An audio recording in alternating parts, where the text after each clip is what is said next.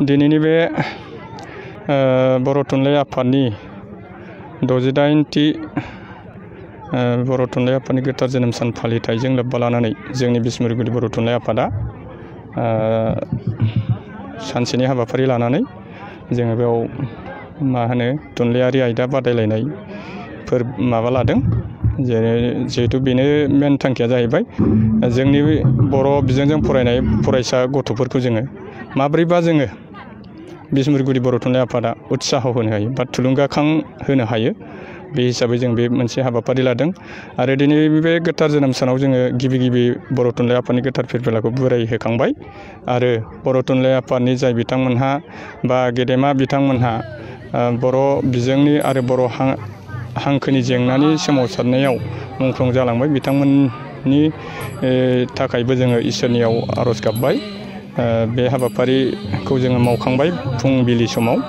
दा बर' थुनलाइ आफादा थांनाय 1952 मायथाइयाव बासुगावआव जेब्ला दिनैनि बे 15 आरो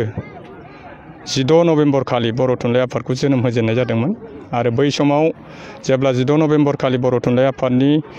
गिबियै दाजेननाय आफादगिरिया जाबाय जोंनि बर' थुनलाइ आफादनि गिबि आफादगिरि जेरै सनाराम मा होनो जबद्र हागजार आरो गाहाय नेहाथारि हिसाबै बर' थुनलाइ आफादनि नेहाथारिया जाबाय सनाराम थावसेन बिथांमोनखौ बर' थुनलाइ आफादनि गिबियै आफादगिरि आरो नेहाथारि हिसाबै दानानै बे समनिफ्रायनो बर' थुनलाइ आफादा बर'नि थुनलाइखौ फोजौनाय बा बर' बिजोंखौ बोरै जोङो बर' थुनलाइ आफादा बर' बिजों बा बर'फोरनि थाखाय बिजों महर होनो हायो बिनि थाखाय नारा नाथा नाजानानै थांनाय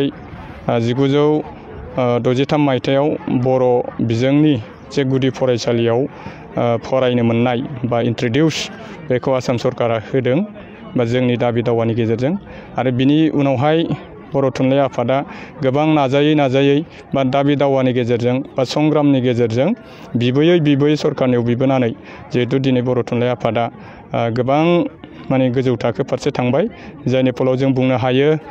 थांनाय 2003आव बर' थुनलाइ आफादनि जे डिमान्ड बा खालामबोनाय बा दाबिबोनाय जेरैहाय बर' रावखौ भारतनि संबिधानाव 8थि फारियाव थिसननाय बे हाबाफारिया थांनाय 2003नि जिहेतु बर'फोरनि बड'लेण्ड सोमावसारनायनि नैथि बर'फोरनि गोरोबथा BTC बेवहाय जोङो मोनदों बर' रावखौ 8 सिडुलाव थिसननाय हिसाबै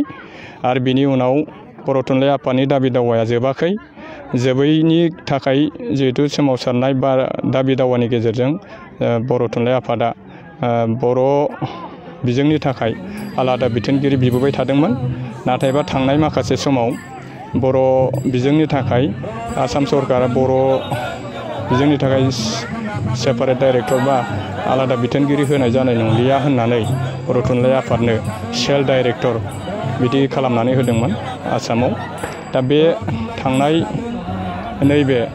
जिहेतु 3थि बर' गोरोबथा जादों थांनाय 27 जानुवारि 2020आव बेनि बे सुक्तिनि गेजेरजों बर' गोजोन गोरोबथानि गेजेरजों जिहेतु नैबे मा होनो जोंहा जे बर'फोरनि जे डिमान्ड बा बर' साहित्य सभानि जे डिमान्ड मा होनो जोंहा आलादा बिथोनगिरि बेखौ नैबे सुक्तिनि गेजेरजों जोङो क्लियारै मोनबाय बा रोखा जों मोनबाय होननानै जों बुंनो हायो जिहेतु बे थांनाय 27 तारिखआव बेयो एकर्डआव दङ आरोखि। दिनै जे सानसेनि हाबाफारि लादों होनदों थुनलाइनि आयदायाव मा हाबाफारि लानाय जादों? बे थुनलाइनि आयदायाव जोङो ओरैनो खन्थाइ आवरायनाय उन्दैफोरनि बेवहाय थाखो 4निफ्राय लानानै थाखो 5सिम बे गुदि फरायसालिनि आरो गोजौ फरायसालि हिसाबै जोङो थाखो 6निफ्राय लानानै थाखो 8सिम बेयाव जोङो मोननै मा होनो थोरोबनि लानाय जादों। दा बेवहाय खन्थाइ आवरायनाय लादों ओमफ्राय बाथ्रा दान्थेनायथ' नङा हरखाब बुंनाय मिथिस्लाबै बुंनाय स्टाम्प फर स्पिच आरो बेवहाय जों मोनसे आयदा लाबावदों बियो उन्दैफोरनि थाखाय नेचारेलिस्ट माने मिथिंगायारि सावगारि बोनाय हाबाफारि जों लादों आरो फैबाय थानाय समाव जोङो बर' थुनलाइ आफाद मिरुनि बिथोन बायदियै बा दानि बर'फोरनि जा बा बर' थुनलाइ आफादनि जे मावनो गोनां हाबाफ्रा जाहैबाय गोबां दङ बुंनांगौब्ला, नाथाय आं नैबेखौ बुंगोन जिहेतु मिरु बर' थुनलाइ आफादा जोंनो मा मावनो बिथोन हरो, जिल्ला आफादा मा मावनो बिथोन हरो, जों बेबायदिनो बर' थुनलाइ आफादखौ दहाय लानानै बर' जाथिनि माने बर' जाथिखौ फोथांनाय बा फोगोमनाय, बर' राव बिजोंखौ फोथांनाय आरो फोगोमनायनि थाखाय जोङो बिसमुरि गुदि बर' थुनलाइ आफादाबो मिरु बर' थुनलाइ आफादजों समानै जों मावफाबाय थागोन, आं बेखौ मिजिंथिदों। बे मोनसे दुखुनांथाव जादों। थांनाय 2020नि थांनाय 27 जानुवारियाव बिटिआर जि एकर्ड जादों बा थामथि बर' गोजोन गोरोबथा जादों, बेवहाय जोंनि मिरु बर' थुनलाइ आफादा थारिखखौ आं गोसोआव गैला, मोनसे राजखान्थि बिथिङाव हाबफानानै मोनसे जिहेथु बाथ्रा बुंनाय जादोंमोन बिटिआरनि सायाव रिभिउ खालामनाय, बे बाथ्राखौ जोङो ससियेल मिडियायाव नुनानै आं बिसमुरि गुदि बर' थुनलाइ आफादनि जानानै एसे दुखु मोनदों। आरो जोङो बिनि उनावहायनो बिसमुरि गुदि बर' थुनलाइ आफाद जानानै जोङो बिटिआरखौ बरायखादों सिगाङावनो। आरो जों दिनै बुंनो सानो आङो जिहेतु बे बिटिआर गोरोबथाखौ जोंनि बर' थुनलाइ आफादाबो नै दाखालै एसे सिगाङाव जोंनि आफादगिरि बिथाङा मिरुनि बर' थुनलाइ आफादनि बिथाङा जोबोद गोजोननाय बाथ्राजों बुंफिनबाय, बिनि थाखाय आं जोबोद मोजां मोनफिनदों आरोखि। बर' थुनलाइ आफादा मा बिथांखि लादों बेनो जाहैबाय, थांनाय 2018आव जेब्ला जोङो बिसमुरि गुदि बर' थुनलाइ आफादा जोंनि बर' थुनलाइ आफादनि सनाथि मायथाइ फोरबो फालिनाय जादोंमोन। बे सनाथि मायथाइ फालिथायनि गेजेरजों जोङो बिसमुरि गुदि बर' थुनलाइ आफादा जोंनि बिसमुरि गुदि बर' थुनलाइ आफादनि सिङाव थानाय गासै माने फरायसा बा जोंनि ओनसोलनि रायजो राजाफोरखौ थुनलाइनि सोदोमस्रिखौ फोसावनानै होनो थाखाय जोङो थांखि लादों। बेनो जाहैबाय बे थांखि लानायानो जाहैबाय जोङो बिसमुरि हिसाबै बिसमुरि गुदि बर' थुनलाइ आफादनि सिङाव गासै 9 इउनिट कमिटि एबसु दानानै होनाय दङ दुलाराय बर' फरायसा आफादा। दा बे हिसाबै जोङो बिसमुरि गुदि बर' थुनलाइ आफादा मोनसे इउनिटनि गेजेराव बोसोराव खेबसे दिनै नैबे दिनैनि हाबाफारिया जाबाय बासबारि दालाइसा दुलाराय बर' फरायसा आफादनि बेन्दों सिङाव थानाय ब्रह्मपारा बर' बाजार